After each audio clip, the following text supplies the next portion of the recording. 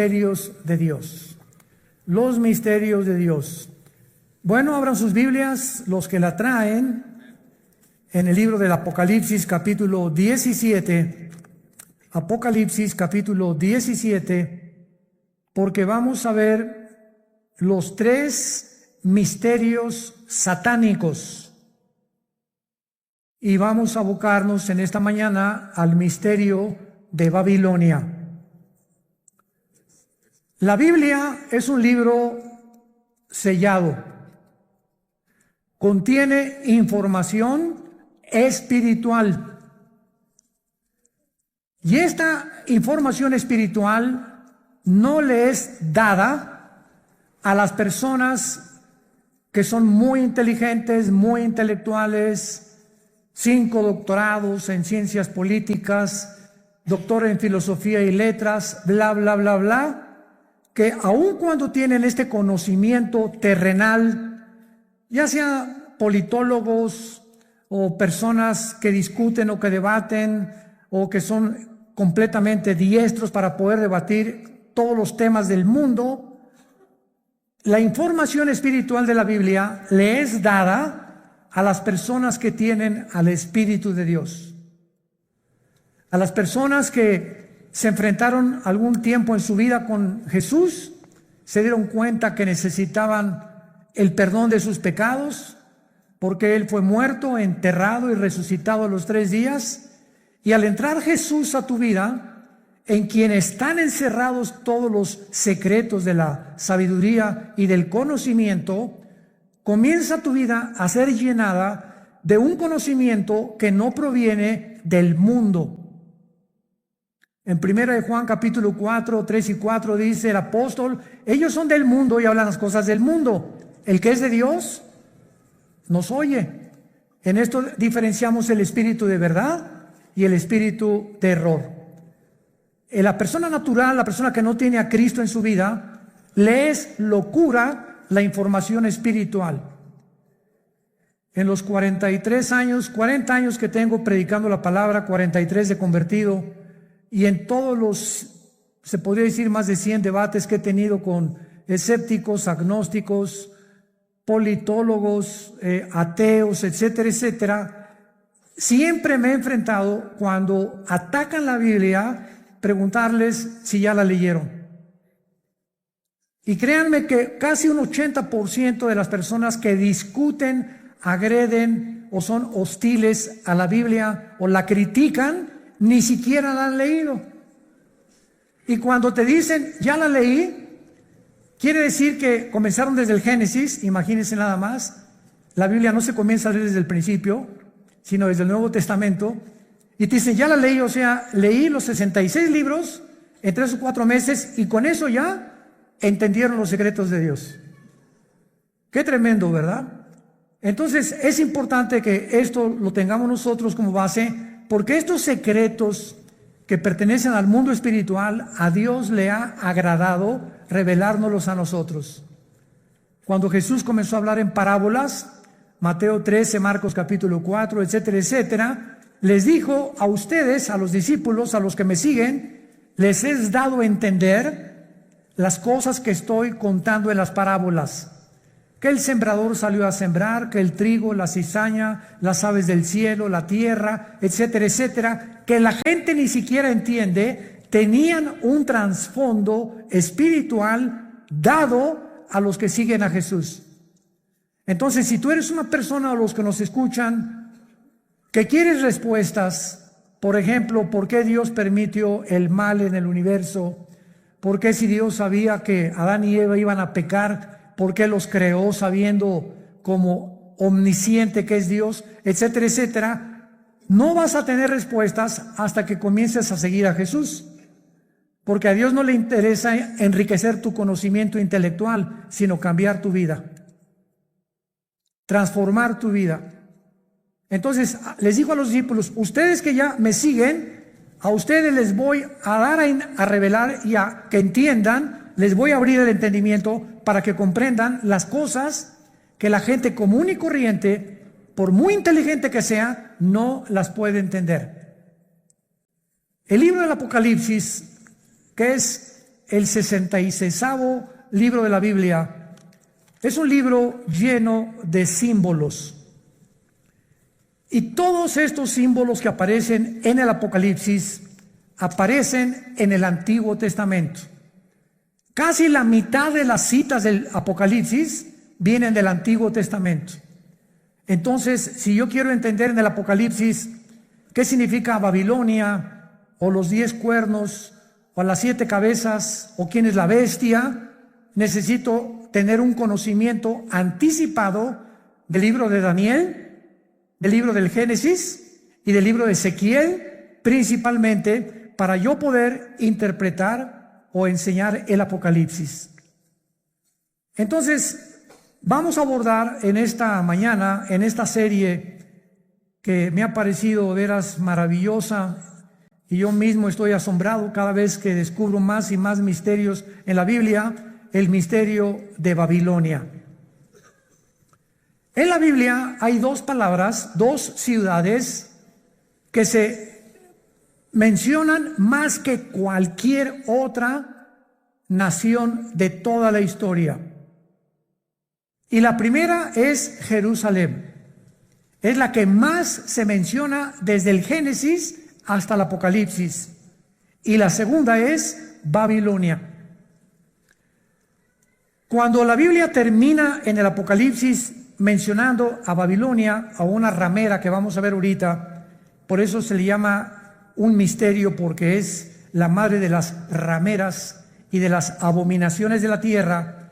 Tenemos que entender que en el Antiguo Testamento fue en la tierra de Babilonia donde comenzó la brujería, la astrología, el ocultismo, las ciencias ocultas y todo aquello que pertenece a la dimensión satánica tuvo su origen en Babilonia. Ahora bien, la palabra Babilonia y Babel son intercambiables, pero encontramos nosotros en Génesis capítulo 10 que la primera ciudad que Nimrod se le menciona en Génesis 10 del 8 al 10 como un cazador delante de Jehová. Pero esa palabra delante de Jehová significa en contra de Dios en el original hebreo.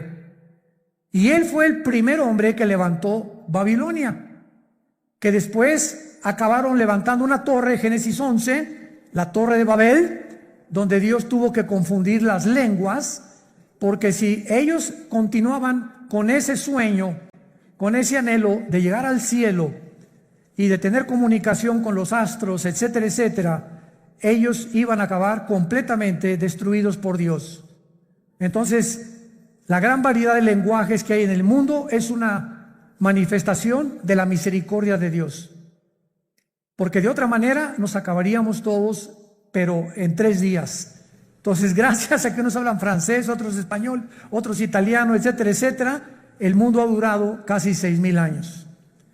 Muy bien, ahora Babilonia, aparte en el Antiguo Testamento, aparece con otros nombres geográficamente. Uno de ellos es la tierra de los caldeos. La tierra de los caldeos. Y esta palabra, la tierra de los caldeos, esta frase significa la gente que vivía en Caldea. Y Caldea era Babilonia. Entonces, cuando tú oyes la tierra de los caldeos, es la zona geográfica donde la humanidad se comenzó a levantar en contra de Dios. Y actualmente, geográficamente, se encuentra en la nación de Irak. Ahí lo que es ahorita Irak y Siria, porque en el Antiguo Testamento Irak y Siria era la tierra de la Mesopotamia y no había una división, estas 2 naciones no están divididas todavía, y toda esa área geográfica es precisamente donde comenzó la humanidad, de acuerdo a la Biblia, porque por ahí corre el río Tigris, que nace en en Turquía, son como 3,000 kilómetros y desemboca en el Golfo Pérsico, donde ahorita hay una gran tensión, por cierto, entre Irán, Inglaterra y Estados Unidos, porque Irán continúa apoderándose de los barcos petroleros ingleses porque está provocando Irán. No sé si leen los periódicos, anoche otro escándalo, que no han soltado el barco que capturaron los iraníes en el Golfo Pérsico, el estrecho de Hormuz, que es exactamente junto a Irán, porque ellos quieren una guerra contra Estados Unidos por el grupo Hezbollah terrorista, para que si Estados Unidos actúa a través de la naval y a través de la guerra y se viene un enfrentamiento, entonces entraría a la guerra Israel y bíblicamente los judíos destruirían Elam. Apúntalo, Enrique, L-A-M. Elam es una franja que está dentro de Irán, junto al Golfo Pérsico, pero es la parte más pegada al Golfo Pérsico, al estrecho de Hormuz. Y ahí en Elam, que pertenece a Irán, es donde se encuentran los reactores nucleares más poderosos de Irán. Ahí están las centrifugadoras del uranio 235, que es el elemento químico para producir la bomba atómica o las bombas nucleares. Entonces, de acuerdo a la Biblia, en el libro de Jeremías y en el libro de Ezequiel, se profetizó hace 2500 años que Elam iba a ser destruido, no Irán, porque Irán va a sobrevivir a la guerra de Ezequiel 38 cuando se una con Rusia y Turquía para destruir Israel, cosa que no lo van a lograr. Entonces, Babilonia significa confusión. Confusión. Otras traducciones la han puesto porque en la Torre de Babel querían ellos tener una puerta para con Dios. Querían que era una puerta al cielo que los iba a comunicar con los dioses. Pero la palabra Babel es básicamente la palabra confusión. Entonces vemos que nosotros, que desde el principio de la humanidad hasta el final de la humanidad, los seres humanos vivirán confundidos sin Dios. Esto es lo interesante de por qué aparece otra vez la palabra confusión al terminar el Apocalipsis, relacionado con las religiones. Porque aquí vamos a encontrar a una mujer, y las mujeres en la Biblia siempre han representado dos cosas espiritualmente nada más. Encontramos, ¿verdad?, a las mujeres que representan la iglesia, porque la iglesia se le compara con una mujer, y la otra Jezabel, o la gran ramera, que representa las religiones o la falsificación del camino a Dios, que es lo que querían hacer con la Torre de Babel. Y antes de entrar al capítulo 17 de Apocalipsis, quiero que vean otra cosa en el capítulo 9 de Apocalipsis. Rápidamente regresen al capítulo 9 y vean ustedes algo tremendo. Vemos nosotros en la sexta trompeta, Apocalipsis 9, versículo 13 en adelante, de qué manera se describe en la sexta trompeta uno de los ríos que atraviesan Babilonia. El sexto ángel tocó la trompeta y oí una voz de entre los cuatro cuernos del altar de oro que estaba delante de Dios, diciendo al sexto ángel que tenía la trompeta: desata los cuatro ángeles que están atados junto al gran río Bravo. ¿Eso dice? No, ¿verdad? Junto al Nilo. Tampoco. Qué interesante que hay cuatro principados satánicos ahorita atados junto al río Éufrates, que es el río que atraviesa Irak y Siria, y que desemboca en el Golfo Pérsico, donde hay una gran posibilidad que estalle una próxima guerra. En otras palabras, de acuerdo a la Biblia, el área geográfica más endemoniada que hay, más satánica, más que el Teposteco y más que cualquier otro lugar donde hay brujería a la mexicana, es Irak e Irán. Ahí están cuatro principados atados, y dice la Biblia, y fueron desatados, versículo 15, los cuatro ángeles que estaban preparados para la hora, el día, el mes y el año, a fin de matar a la tercera parte de los ángeles. En otras palabras, el mundo que vivimos actualmente está bajo el control de ángeles, pero no ángeles buenos, ángeles caídos. Y la Biblia nos corre las cortinas y nos muestra que en esta época que estamos viviendo, que ya se va a acabar, vamos a entrar a donde ya los ángeles caídos serán completamente derrotados y entrará Cristo con la iglesia a gobernar el mundo por 1000 años, después la Nueva Jerusalén, después la eternidad. Pero dice Hebreos capítulo 2, Dios no sujetó el mundo venidero a los ángeles. O sea, el mundo que viene después del de nosotros, ya los ángeles no van a tener parte, ahorita sí la tienen. Y esto lo explica el capítulo 10 de Daniel, el capítulo 7 de Daniel, el capítulo 2 de Daniel, Ezequiel capítulo 28, Isaías capítulo 14, etcétera, etcétera, donde cada nación, Grecia, Egipto, los medos, los persas, los romanos, los babilonios, todos tenían ángeles que les decían a los gobernantes lo que tenían que hacer. Y eso el mundo pues no lo sabe, ¿verdad? Por eso se nos manda a orar por nuestro gobierno, porque hay ángeles que están influenciando tremendamente los asuntos del mundo terrenal donde tú y yo vivimos. Muy bien, vayamos pues a Apocalipsis 17 y veamos este conflicto y este misterio que vamos a resolver, que es el primero de Babilonia. Vino entonces uno de los 7 ángeles que tenían las 7 copas y habló conmigo diciéndome: ven acá, te mostraré la sentencia contra la gran ramera, la que está sentada sobre muchas aguas. Brínquense al versículo 18. ¿Quién es la ramera? Y la mujer que has visto es una ciudad. ¿Ven cómo la Biblia se interpreta a sí misma? No es de interpretación privada la Biblia. La misma Biblia se interpreta a sí misma. Y la mujer que has visto es la gran ciudad que reina sobre los de la tierra. O sea, antes de seguir abordando, la Biblia profetiza en este capítulo que vendrá una ciudad que se va a levantar en el mundo religiosa. Y que esta ciudad religiosa está mezclada con la política.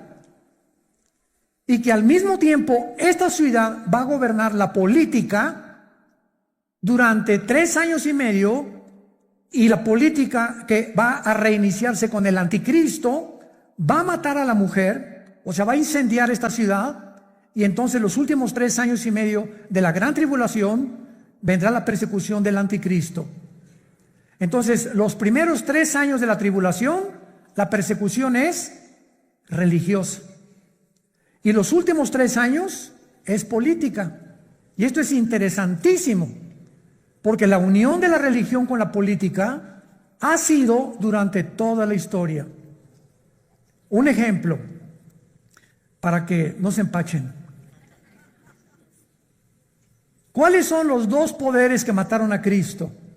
Los 2 espíritus que mataron a Cristo. El espíritu religioso. No fue el espíritu comunista, ni socialista, ni el espíritu ateo, fue el espíritu religioso y el espíritu político. Cuando salió Pilato ante el pueblo, le gritaron los líderes religiosos: crucifícale. El poder religioso, representado por los fariseos, influyó en el poder político de Pilato. Él representaba como procurador. Y Pilato se lavó las manos y dijo: es que yo no encuentro ningún mal en este hombre. Y entonces ellos comenzaron a gritarle: crucifícale, crucifícale y entréganos a Barrabás. Porque la costumbre era que cada Pascua se soltara a un preso político. Entonces vemos nosotros cómo el poder político cede a la presión del poder religioso, y entre los 2 se encargan de matar al Mesías del mundo. Y desde entonces, antes y por toda la historia, vemos todos los emperadores con brujos. Siempre los emperadores y los presidentes y los gobernadores siempre han tenido personas del mundo del ocultismo. Dichosos los que se han salvado y han tenido cristianos de consejeros, pero siempre han estado consultando a los brujos, a los astrólogos, a los ocultistas. Los invitan a sesiones espiritistas para que invoquen espíritus, pero la unión entre el mundo religioso del oculto, lo vamos a descubrir, el mundo religioso pertenece al ocultismo. Se van a sorprender de muchas cosas. Y por eso es tan satánico, porque es el que controla el gobierno político. Y así ha sido durante toda la historia. Y cuando el anticristo, antes de que él pueda tomar el poder del mundo, va a necesitar, Apocalipsis 13, al falso profeta. ¿Quién es el falso profeta? Va a ser un líder religioso que va a unir a todas las religiones del mundo en una sola. Y cuando ya el anticristo vea que ellos le pavimentaron el camino para que su gobierno político pudiera emerger, entonces el anticristo quema a esta ciudad donde se van a concentrar las religiones del mundo, y él se proclama, segunda de Tesalonicenses 2, 3 y 4, el único Dios, donde el mundo lo adora como adoraron a los césares romanos como dioses. Te mostraré la sentencia contra la gran ramera. O sea, aquí hay un juicio contra una ciudad. Es lo primero que acabamos de despejar, esta incógnita. Esta ramera representa a una ciudad que está sentada sobre muchas aguas. Las muchas aguas en la Biblia son las naciones, como lo interpretó el versículo 18. Y dice así, versículo 2, con la cual han fornicado los reyes de la tierra, y los moradores de la tierra se han embriagado con el vino de su fornicación. Este ángel viene para enseñarle a Juan un juicio, una sentencia que viene decretada del tribunal cósmico de Dios. Quiero que sepas que voy a juzgar a este sistema religioso. Y es muy importante que a esta ciudad se le da el nombre de ramera. Vamos a explicar esto. La palabra prostitución en la Biblia es una palabra que puede tener un uso apropiado cuando algo lo apropias de la manera correcta, o un uso inapropiado. Cuando el sexo se vende, o cuando alguien entrega su cuerpo a cambio de algo, se llama prostituirse. Entonces, cualquier persona que tenga relaciones sexuales porque va a recibir ya sea dinero o una mejor posición, o porque el jefe de tu trabajo te invitó a Acapulco porque te va a ser su secretaria particular con el doble de sueldo, tú te estás prostituyendo. Pero no solamente en ese aspecto se puede usar la palabra prostituirse, también se puede usar en el ministerio cristiano. Cuando, por ejemplo, un pastor sabe que un miembro de su iglesia vive en adulterio, y viene la esposa y nos dice, mi esposo vive en adulterio, pero resulta que don Pancho, el que vive en adulterio, el gordito rabo verde sinvergüenza, fue el que puso el techo de la iglesia, y es el que más diezmos está dando. Entonces, si un pastor, por saber que don Pancho es el que más económicamente está ayudando a la iglesia, y ese pastor no disciplina a don Pancho, ese pastor es un prostituto. Ha prostituido su ministerio, se vendió. ¿Me van siguiendo? Siempre que tú cedes a tus convicciones por dinero o por un interés, te estás vendiendo. En la Biblia es la palabra fornicar. Por eso más adelante dice que esta ciudad ha fornicado, ha tenido relaciones ilícitas con los gobiernos, y la iglesia no tiene que haber separación entre iglesia y el Estado. La separación gubernamental y políticamente entre la iglesia y el Estado es beneficiosa, es saludable, porque ningún Estado, ningún gobierno puede imponer Hagan de cuenta que en México surge un presidente cristiano. Este presidente de ninguna manera debería atreverse a imponer el cristianismo en la República Mexicana, porque se coartaría la libertad, porque todos somos libres de manifestar las creencias en las cuales nosotros creemos. Pero cuando ya se impone una religión a través de la muerte o de la Inquisición o de la tortura con el beneficio de la iglesia, es cuando vemos que ese sistema se ha prostituido. Se ha prostituido, porque a la iglesia no le corresponde juzgar a los malos, eso le pertenece al Estado.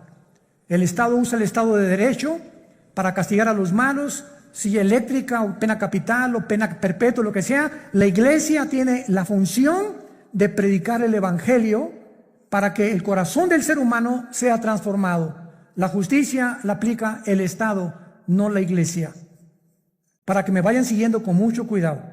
Esto es muy importante, porque el otro día escuché una conferencia de un grande teólogo que me sorprendió con lo que dijo, y me dice, de todos los países a los que yo he visitado en Latinoamérica, el más inculto y el que más ignorante es de todo lo que está pasando, México lindo y querido. Sentí algo bien feo aquí adentro de mí. Se considera el país más ignorante y más inculto de todo lo que está pasando políticamente, religiosamente, etc. Como que si al mexicano no le importa más que el Calimán y las telenovelas y el América, desde luego. Además vive el América. Bueno, pero esto es tremendo, ¿verdad?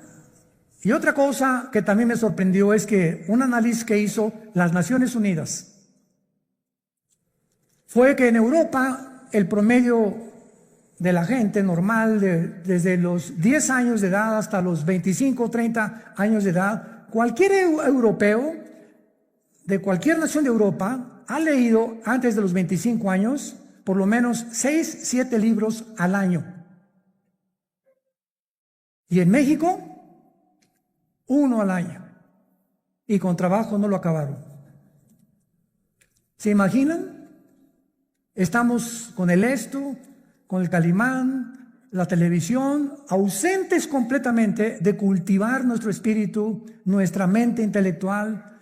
Me gradúo de abogado y jamás me vuelvo a meter a la jurisprudencia ni a los libros. Me gradúo de médico, no me actualizo con todos la tecnología impresionante en la medicina que hay actualmente. Por ejemplo, no sé cuántos de ustedes han notado que ya no uso lentes. Asústame. No es para que se asusten, ¿verdad? Pero es increíble. Tengo como 40 años usando lentes. Yo tenía hipermetropía, astigmatismo y no podía leer. Ahorita tengo una visión de 20/20, impresionante. ¿Saben lo que me hicieron? Resulta que ahí en Dallas, Texas, está uno de los médicos oftalmólogos que trajo el rayo láser. Pero a mí no me hicieron nada más el rayo láser, sino que me hicieron 2 implantes de la oftalmología, 2 implantes intraoculares. O sea, me metieron 2 ojos o 2 lentes, no sé. Y cuando yo le pregunté al oftalmólogo después, duró 16 minutos la cirugía. Primero uno y como al mes me hicieron el otro. Y le dije, bueno, ¿cómo está esta explicación? Y me dice, mira, hay 5 tipos de lentes. El que te metimos a ti se llama ultralight. ¿Qué significa esto? Con un rayo láser te perforamos una incisión milimétrica y por un tubo te metimos un lente envuelto como un taco. Y entró el lente y dentro de tu ojo se abrió como una tortilla. Y entonces se tiene que ir pegando a la parte de atrás, al tejido, y en ese momento, bueno, me dieron entrenamiento, ¿verdad? Todos los días me dieron que tenía que hacer una pluma así, acercármela a todo, nomás como 50 o 100 veces, hasta que ya pudiera ver de cerquito. Ahorita ya no necesito nada, ya puedo ver de lejos, ya la luz casi no me molesta. Pero es impresionante la tecnología de la oftalmología y de todas las demás ramas de la ciencia del siglo XXI. A mi hijo Caleb le hicieron en 7 minutos el láser, nada más que a él no le hicieron cirugía. A él con el puro láser le quitaron los problemas que tenía de la vista con una garantía de 35 años. Ahí me dieron hasta que venga el Señor por nosotros. Y sí, ya para qué quiero más, ¿verdad? Bueno, pero este es el mundo que estamos viviendo, ¿no? Entonces, están pasando muchas cosas en el mundo y tenemos que estar actualizados, tenemos que estar leyendo revistas, actualizándonos, ¿verdad? Las noticias para saber y enterarnos cómo está la cosa, y tenemos que tener hambre, pero más que nada, hambre de la Biblia. Muy bien. Entonces, la prostitución en este pasaje, la ramera, representa, si lo quieres apuntar, la prostitución de la religión. Cuando la religión se vende, cuando la religión ofrece, dame dinero y tu hijo va a ser sanado, dame dinero y la maldición se irá de tu casa, o manda dinero y vas a recibir a cambio algo, esta religión está negociando la salud y se está prostituyendo. Porque la Biblia dice que Dios ama al dador alegre, no por necesidad, ni por coerción, ni por amenaza, ni porque si no mandas, la maldición de Tutankamen caerá sobre tu casa. Ahí es cuando vemos la prostitución de la religión. Hace poco acaban de capturar a un hombre, ¿verdad?, en Estados Unidos, líder de una secta que se llamó La Luz del Mundo en México, que no se imaginan ustedes, ¿verdad? No son millonarios, son multimillonarios. Y lo más asombroso es que el 70% de las gentes que van a estos millones de personas que pertenecen y el dinero que tienen son gente humilde, son gente de pobres, o sea, de la clase indígena y de casi, como decía Cantinflas, desleídos y desilustrados. No son muchos profesionistas ni mucho menos. Y estas personas, ¿verdad?, tenían comandos armados. Cuando este hombre viajaba con guardaespaldas, con ametralladoras, etcétera, etcétera. Y llegó a convencer a la gente de que él era Dios. Y cuando él entraba a la iglesia había un trono literal, donde él se sentaba con muchachas junto y muchachas por acá a los lados, y entraba y lo comenzaban a adorar como Dios. En otras palabras, él estaba vendiendo, prostituyendo la religión. Y así hay cantidad de sectas, e inclusive se puede dar en iglesias cristianas. Cuando los líderes, vuelvo a repetir, por causa del dinero o por conveniencia del dinero, se venden y sus convicciones las crucifican para poder obtener lo que ellos están ofreciendo mediante milagros. Este es el problema de las religiones que se prostituyen. Muy bien. Y esto es lo que sucede en Apocalipsis 17, como lo vamos a ir viendo. Una ciudad prostituta que ha fornicado, dice el versículo 2, con los moradores de la tierra. Y más o menos ustedes ya pueden irse dando cuenta de quién estamos hablando. La única, para que ustedes estén enterados sin afán de ofender a nadie, la única religión que existe en el mundo, la única que tiene un lugar en las Naciones Unidas, es Roma. La única religión que durante 18 siglos en Europa no permitía que los reyes se casaran más que con los que ellos autorizaban.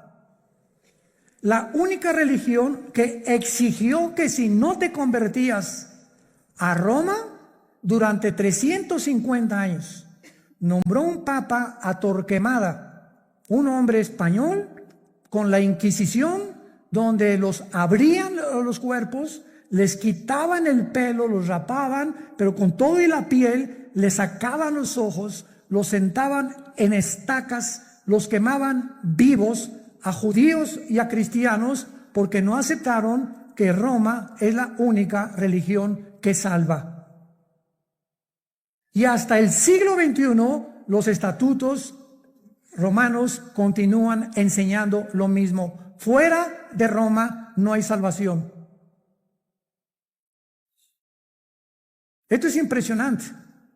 Cuando yo tenía 12 años de edad, les he contado a muchos, fuimos educados, mi hermano Alejandro y yo, en colegios lasallistas, San Juan Bautista de la Sal.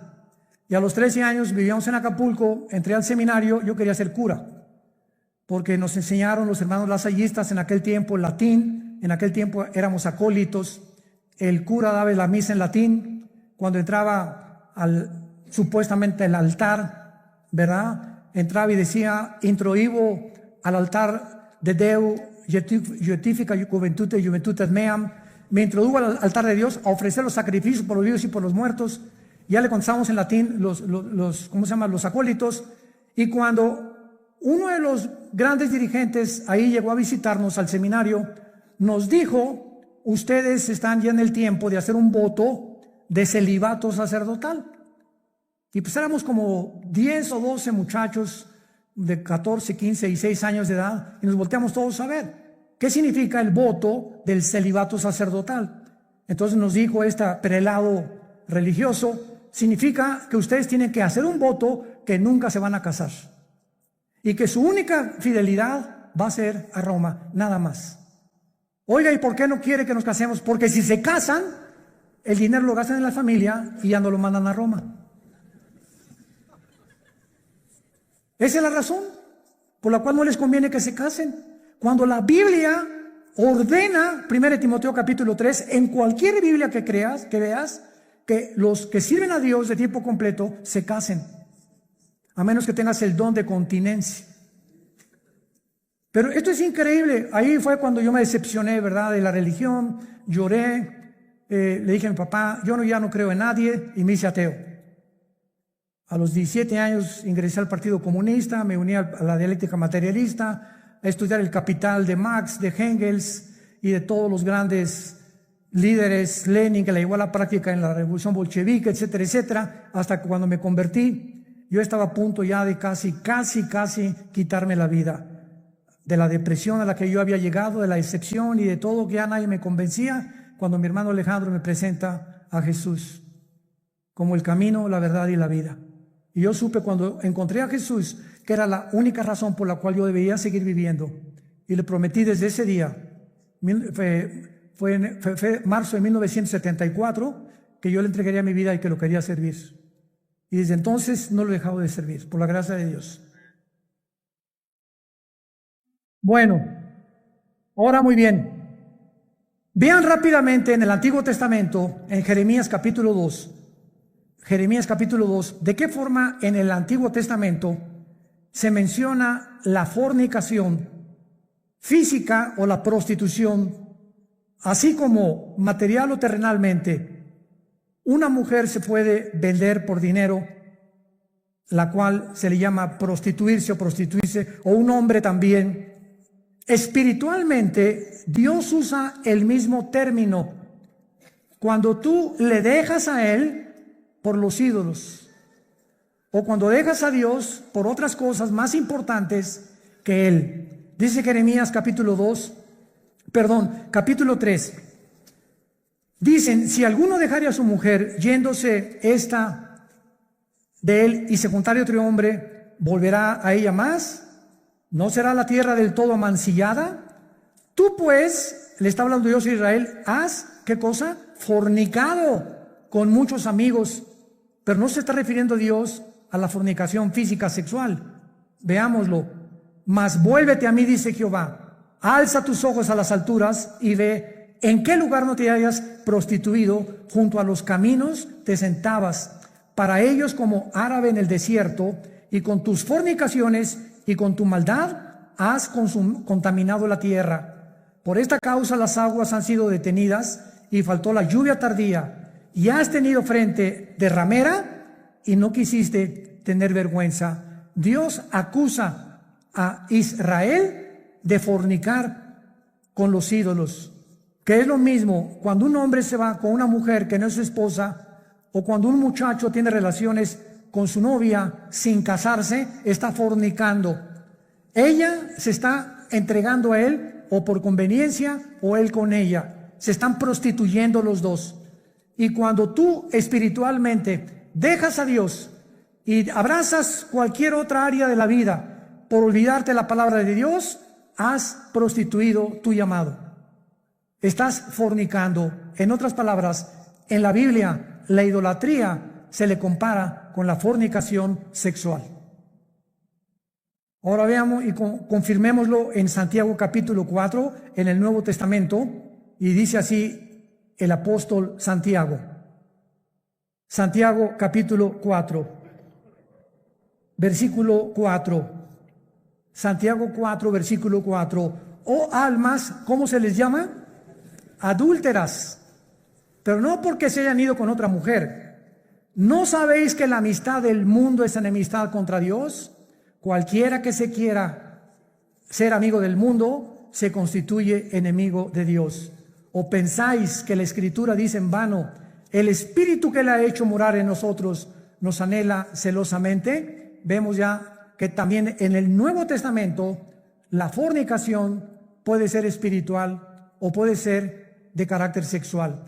Vayamos otra vez a Apocalipsis, nuestro pasaje, y ya vamos despejando muchas incógnitas que estaban ocultas ante nuestros ojos, por lo cual Dios le llama a esta ciudad, versículo 2, has fornicado con los reyes de la tierra. Roma tuvo relaciones ilícitas con los políticos. Cuando Constantino en el año 325 después de Cristo, apúntalo, fue el último emperador romano, fueron los emperadores los que le hablaron a una persona para darle el título de pontífice. Fue el primer título que se le dio a un dirigente en Roma. La palabra pontífice significa constructor de puentes en el latín. Constructor de puentes, o sea, vamos a nombrar a una persona, síganme con cuidado, que tenga relación con Dios y que nosotros a través de esa persona podamos comunicarnos con Dios. Cuando 350 años antes, la Biblia dice, porque no hay más que un solo mediador, Hechos 4:12, entre Dios y los hombres, Jesucristo. Entonces, Roma toma el lugar de Jesús y dicen que ellos a través actualmente de cualquier cura o cualquier padre te tienes que ir a confesar. Él te da una penitencia de, no sé, 30, 40 veces Marías o lo que tú quieras decir, y en ese momento tus pecados son perdonados. ¿Qué dice la Biblia? Que no tenemos ya a nadie desde Cristo en nuestros días a quien contarle nuestros pecados más que a Jesucristo, hombre. Primera de Juan 1, 8 y 9. Si confesamos nuestros pecados, Él es fiel y justo para perdonarnos y limpiarnos de toda maldad. ¿Se dan cuenta cómo cuando comenzamos a estudiar se nos comienzan a caer las vendas? Pero cuando el mexicano o el latinoamericano no quiere estudiar y no quiere leer, te puedes quedar 20, 30 años y te encierras en una cárcel de religión. No, yo estoy bien, y ahí tienes enfrente la luz y te niegas a verla. Porque puede más tu orgullo religioso que la verdad. Juan capítulo 3, y esta es la condenación, que la luz vino al mundo y los hombres amaron más las tinieblas que la luz, porque sus obras eran malas. Muchos no quieren venir a la luz, no porque no puedan, sino porque no les conviene. Prefieren permanecer en esa cárcel que salir de esa cárcel y servir al Dios vivo y verdadero. Veamos ahora en segundo lugar que dice el versículo 2, que esta relación ilícita que le llama fornicar con los reyes de la tierra, o sea, una relación política religiosa que no debe existir. Los moradores de la tierra se han embriagado con el vino de su fornicación. La palabra embriagarse, ustedes saben, es emborracharse, pero no con tequila herradura, ni con mezcal, sino aquí también se usa en el sentido que la religión embriaga a las personas, las emborracha, les nubla el entendimiento y los convierte en ovejitas con un pastor ciego. Entonces, cuando tú estás en algún movimiento religioso y abundan en el mundo entero y no entiendes, ni lees, ni conoces, sigues como borrego, simplemente porque pues ahí va tu familia, o porque ahí van tus amigos, o porque te cautivó esa persona que se dicen dioses, etcétera, etcétera, estás como borracha. Caes en una trampa tremenda. ¿Se acuerdan de Jim Jones?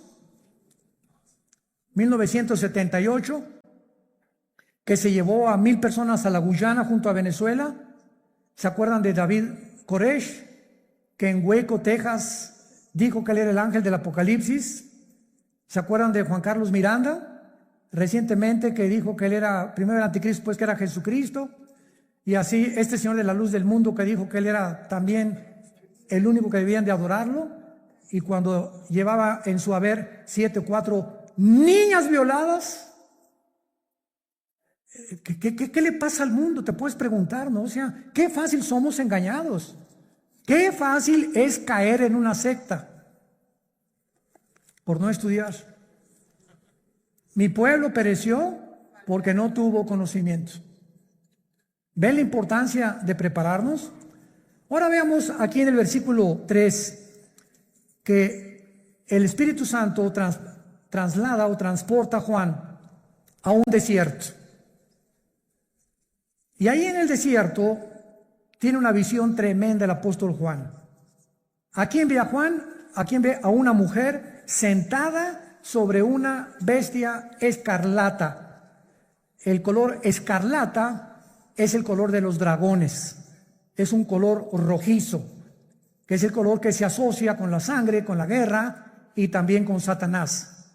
Entonces vemos ahí una mujer sentada o montada sobre una bestia escarlata. Y esta bestia tenía llena de nombres de blasfemia, que tenía 7 cabezas y 10 cuernos.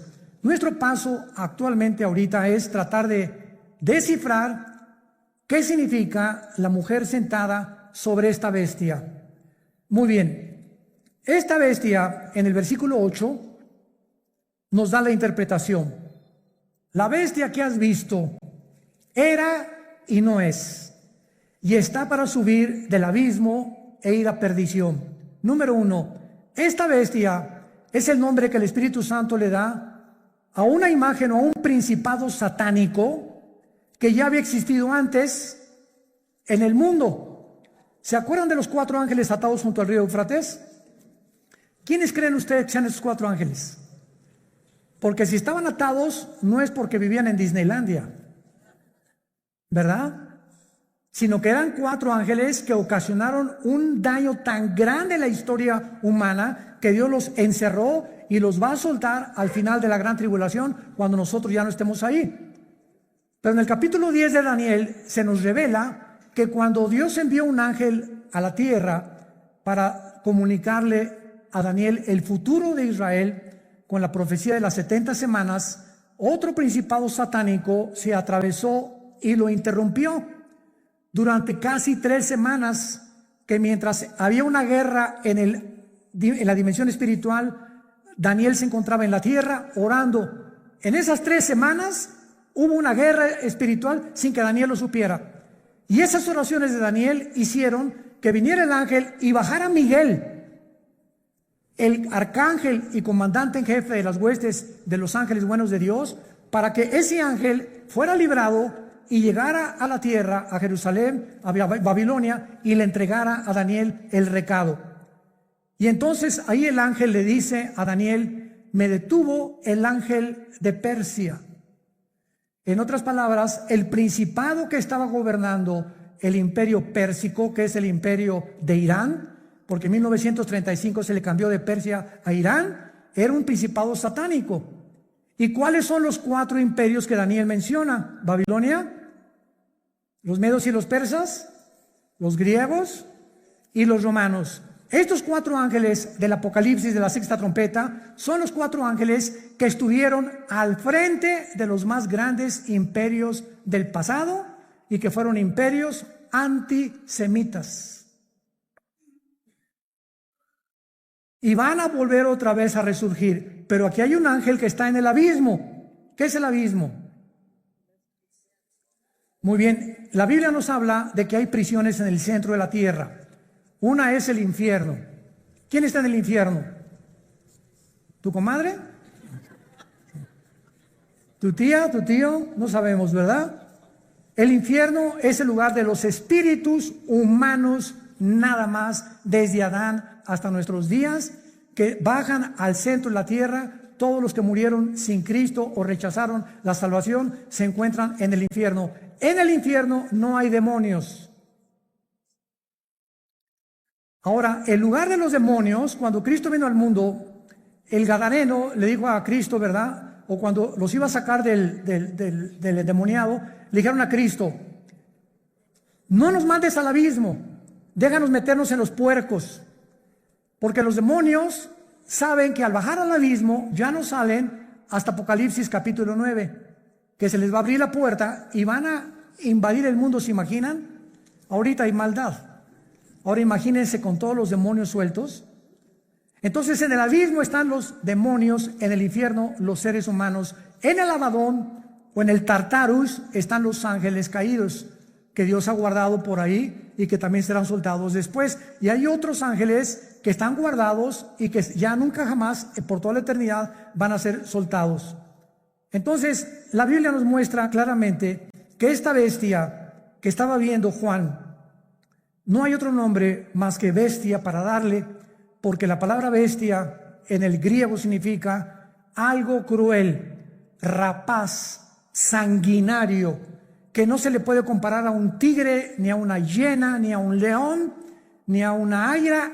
No hay ningún animal comparado, y por eso se le adjudicó el nombre de bestia. Y esta bestia es el anticristo.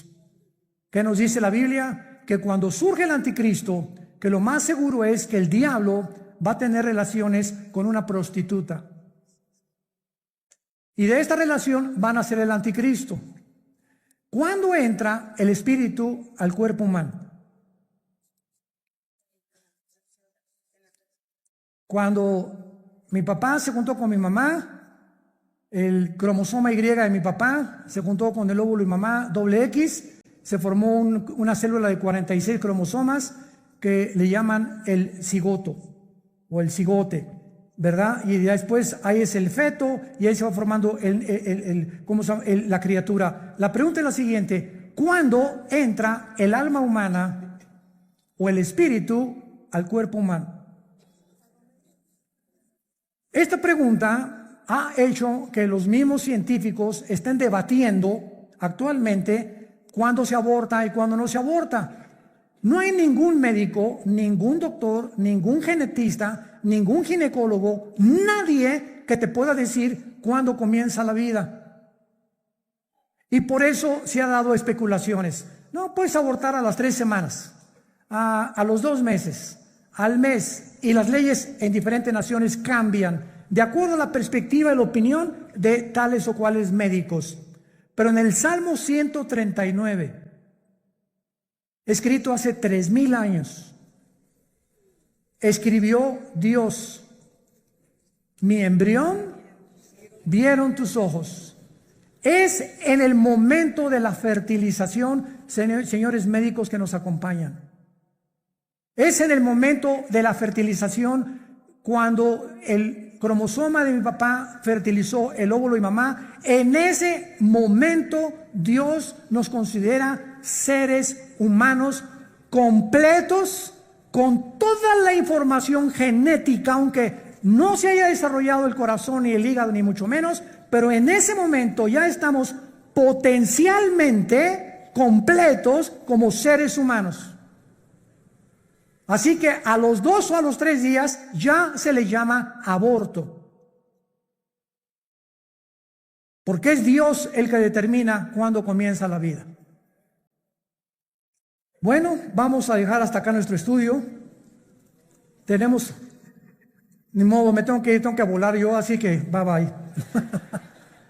Ahí alcánceme al aeropuerto, ¿verdad? Y seguimos hablando. Pero vamos a continuar con estos estudios maravillosos, con estos estudios maravillosos, con estos estudios maravillosos, con estos estudios maravillosos, con estos estudios maravillosos, con estos estudios maravillosos, con